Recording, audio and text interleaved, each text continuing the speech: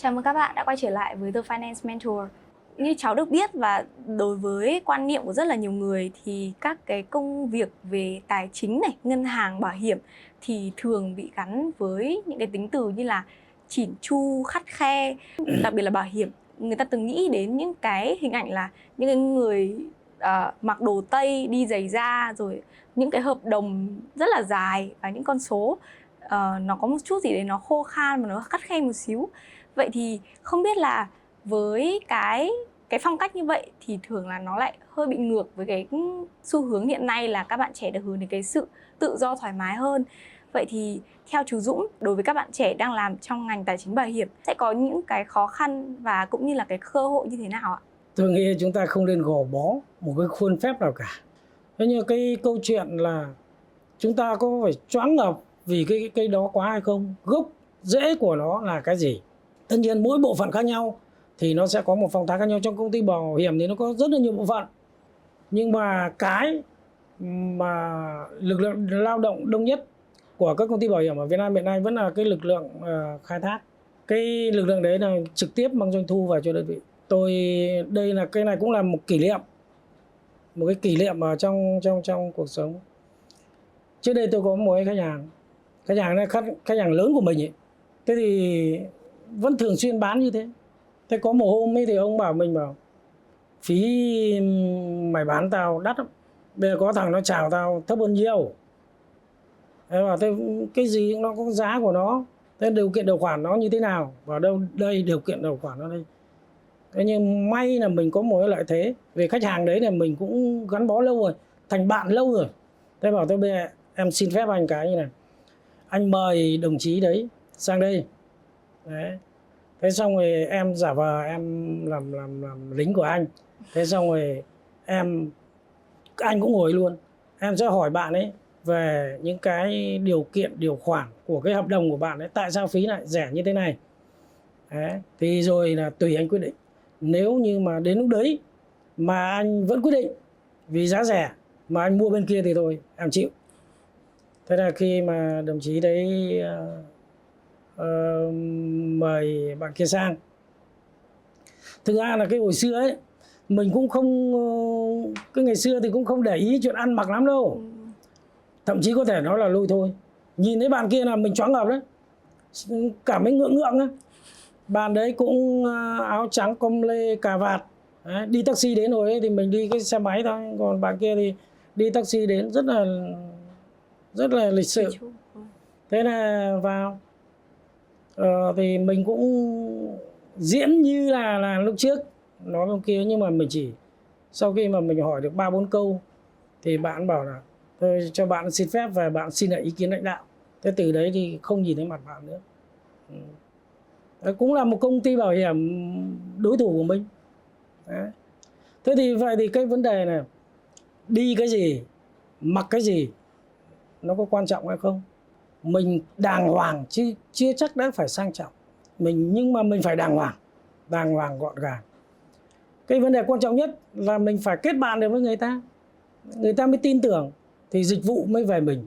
Vậy thì có nghĩa là cái việc mà mọi người đang sợ trước một cái ngành nghề nó hơi bị chỉn chu quá mức thì đấy nó chỉ là cái nỗi sợ ở bên trong mình thôi. Miễn là mình phù hợp với ngành nghề thì hoàn toàn là mọi người vẫn có thể làm tốt công việc của mình và không việc gì phải sợ hãi trước cái việc là mình nhìn và mình cảm thấy chùn bước chân cả. Trước đây thì cháu có xem một cái chương trình và người ta có nói về một cái vấn đề như thế này ạ. Ai cũng biết là các bạn trẻ thì những cái ý tưởng mới, những cái sự đổi mới sáng tạo luôn luôn là một cái điểm mạnh để các bạn khi mà các bạn đi làm. Tuy nhiên khi mà các bạn tham gia vào một công ty hoặc là một doanh nghiệp nào đó thì bản thân cái doanh nghiệp đó người ta cũng có một cái quy trình riêng, những cái gọi là cái thủ tục các bước nó khá là khắt khe và nó đôi khi là người ta không thể nào mà người ta thay đổi một sớm một chiều được. Vậy thì việc đấy nó lại gây ra một cái mâu thuẫn là các bạn không thể sử dụng được hết cái năng lực về mặt đổi mới sáng tạo của các bạn. Nó cũng có một số cái khó khăn là như vậy ạ. Vậy thì không biết đối với chú Dũng thì làm thế nào các bạn có thể thể hiện được cái chất sáng tạo của mình vào trong công việc mà vẫn không ảnh hưởng tới cái quy trình làm việc của các doanh nghiệp lâu năm ạ? Cái vấn đề đầu tiên của một người đi làm muốn an toàn, ổn định và phát triển thì việc đầu tiên là ông phải nắm được quy trình và ông làm đúng theo nó. Thế và cái đấy thì thường là đối với này những cái nhân viên cũ thì người ta thực hiện cái đấy rất tốt. Thế nhưng mà nếu như mà cứ mãi mãi như thế thì liệu rằng công ty có phát triển nổi hay không? Nếu như một công ty nào đó muốn phát triển, muốn tồn tại và phát triển thì đương nhiên là người ta rất cần cái tính sáng tạo của lớp trẻ. Thế nhưng mà bây giờ những cái nó gọi là cái tính sáng tạo á, ông có sáng tạo rồi nhưng mà ông phải xem là cái mục đích đấy nó là cái gì, có đúng hay không, nó có ảnh hưởng gì đến cái quy trình chung hay không, cái quy định chung hay không.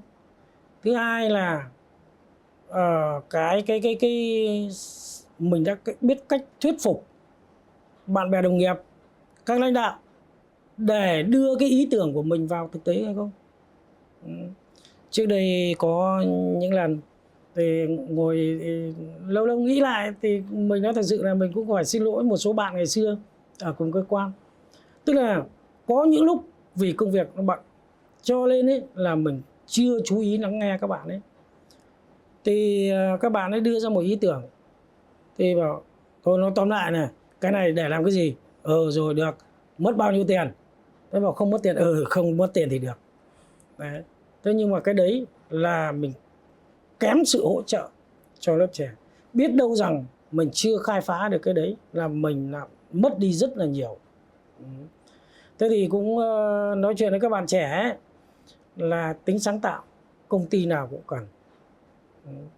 Nhưng mà bây giờ các bạn phải biết cách trình bày, biết cách thuyết phục để cho đồng nghiệp, nhất là người quyết định là các lãnh đạo,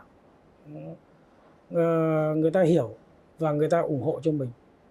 Cách đây lâu lắm rồi, phải đến 20 mấy năm, tôi có đến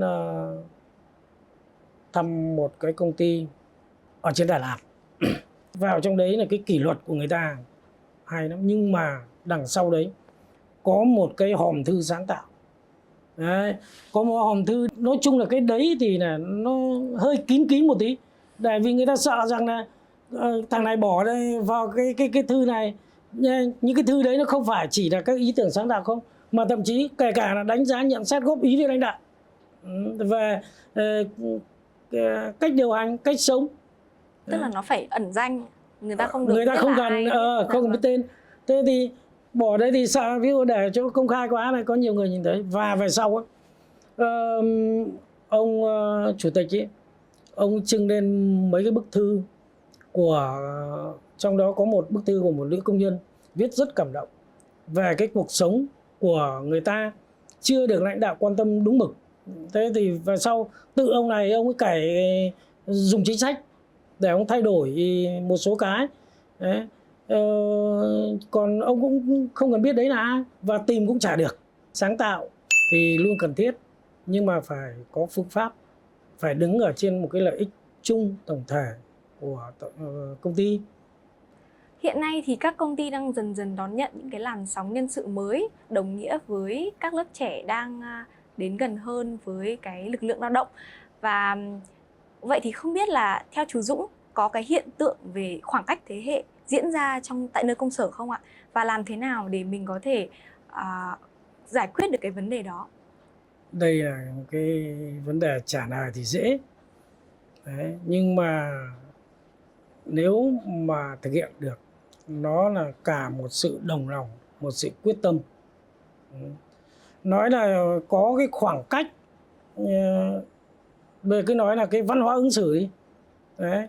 Rồi có thể là những cái gọi là lòng tin giữa cái lớp trẻ mới đi làm và một số lớp thì mình cứ gọi là già đi. Đấy, đã có kinh nghiệm. Cái đấy những cái mâu thuẫn ấy có không? Thì theo tôi nghĩ là nó vừa có, nó vừa không, nó lại vừa có vừa không. Đấy.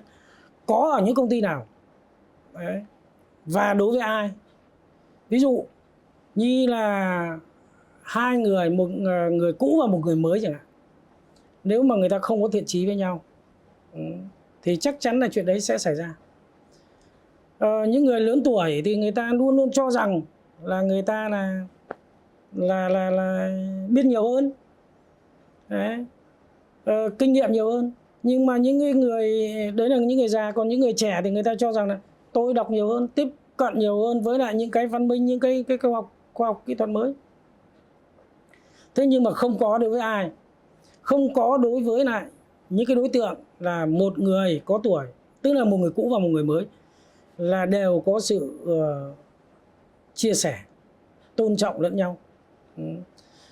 Người trẻ luôn luôn muốn học hỏi người già, người già luôn luôn vì cái sự yêu thương đấy, thì người ta luôn luôn muốn bảo ban dạy dỗ lớp trẻ để cùng làm việc trong công ty đấy. Thế cho nên là nó cũng có đối với người này, nhưng mà nó không có đối với người khác. Thế cho nên là có thể nói là vừa có vừa không. Thế ở Việt Nam thì chúng ta có, hồi xưa người ta gọi là Trạng Hiền đấy.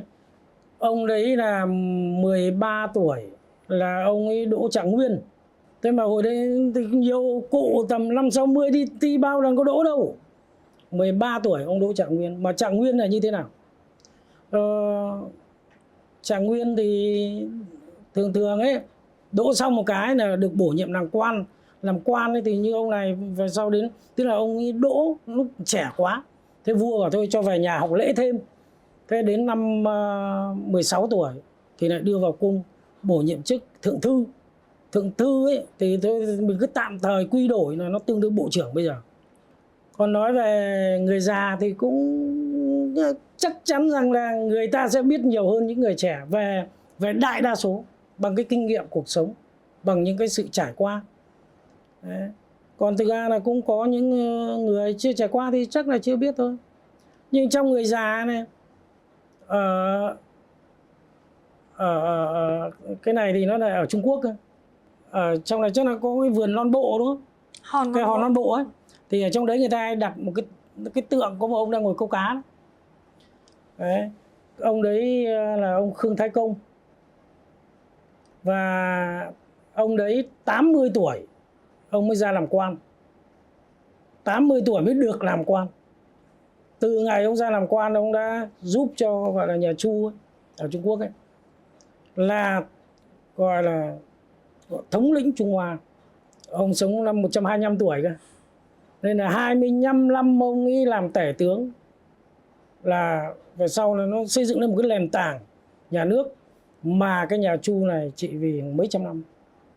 Cũng có những người già vẫn minh mẫn. Đấy. Chứ đừng nói là người già lẫn. Đấy. Có những người trẻ thì rất là giỏi, giỏi đến mức độ không ngờ. Đấy thì tôi tóm lại là kiến thức thì mênh mông. Có những điều chúng ta đã biết, còn có rất là nhiều điều chúng ta chưa biết. Thế cho nên là anh đi trước, anh đi sau, thế rồi là người có tuổi hay là người trẻ thì chắc là chúng ta cùng phải có một cái sự học hỏi, khiêm tốn và biết trân trọng nhau. Vậy là có thể nói ở nơi công sở thì cái khoảng cách thế hệ là không thể tránh khỏi. Miễn là chúng ta chia sẻ, chúng ta cởi mở và chúng ta sẵn sàng học tập từ những cái thế hệ khác thì đó sẽ là một cái bước tiến rất là quan trọng cho doanh nghiệp để có thể phát triển hơn nữa. Vậy thì từ nãy đến giờ chúng ta đã nói quá nhiều về cái dưới góc nhìn của những bạn ứng viên, những cái người đi làm. Vậy thì dưới góc nhìn của một vị lãnh đạo, một nhà quản lý thì theo chú Dũng, top 5 điều quan trọng nhất mà chú thường dùng để đánh giá nhân viên của mình là như thế nào ạ? Thực ra bây giờ nó cái công việc bây giờ nó khác ngày xưa. Tôi vẫn nhớ một cái câu chuyện của ông Edison khi mà ông tuyển người. Có một người xin việc, ông chỉ ra một đống sắt vụn ấy. Ông bảo lắp cho tao một cái máy cắm vào chạy được thì tao nhận. Đấy, tức là rất cụ thể. Thế còn bây giờ thì sao? Những công việc của chúng ta không thể là một ngày, 2 ngày, 1 giờ, 2 giờ mà đã có thể đánh giá được. Các cụ ngày xưa thì có một cái câu gì? Họa hổ, họa bì, nan họa cốt, chi nhân chi diện, bất chi tâm.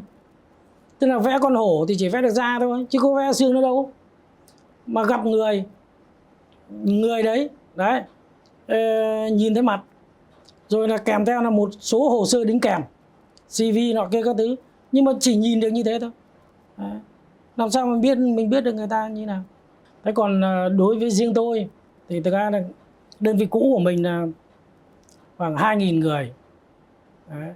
Tất nhiên là tuyển dụng thì nó sẽ có nhiều cấp tuyển dụng khác nhau. Bây giờ tôi lại liên tưởng cái hồi xưa tôi làm một cái hồ sơ lý lịch đi làm ấy, chỉ có 2 trang giấy thôi. Thế nhưng mà về sau có một bạn bảo sao hồ sơ anh mỏng thế, tôi để em. Thế bạn ngồi bạn vẽ được 10 mấy trang à. Đấy. Thế thì tức là xem vào một cái hồ sơ bây giờ cái việc mà đánh giá thực tế nó như nào rất là khó. Thế nhưng mà cái quan điểm của tôi ấy, thì bao giờ người ta cũng đặt cái kỹ năng lên hàng đầu. Nhưng mà tôi ấy, thì tôi vẫn đặt đạo đức lên hàng đầu. Thì đạo đức này, lòng trung thành, kỹ năng, đấy, rồi kỹ năng công việc, rồi là kỹ năng trong ứng xử hài hòa giữa công ty với nhau. Đấy. Tôi thì có khi không đến 5 đâu, chỉ có 4 thôi. Nhưng thực ra ấy, những cái đó thì cái nọ nó lại đan xen vào cái kia. Mình muốn phân tích ra nó thành 5, thành 6 hay là còn 3 cũng được. Đấy là cái quan điểm của tôi thì là như vậy. Mình xin cảm ơn các bạn đã tin tưởng những người có tuổi như mình để có buổi như này để chúng ta cùng giao lưu chia sẻ những điều đó. Qua những cái buổi nói chuyện này là bản thân tôi cũng lại nhận thức ra những cái điều mới từ những suy nghĩ của các bạn. Sau buổi trò chuyện này thì mình tin chắc là các bạn khán giả đã có thêm nhiều thông tin bổ ích cũng như là những lời khuyên chân thành về việc đi làm nơi công sở. Và The Finance Mentor rất hy vọng có thể đóng góp một phần nhỏ trong việc giúp bạn xây dựng định hướng nghề nghiệp tương lai và giúp bạn vững tin vào con đường mà bạn đã chọn.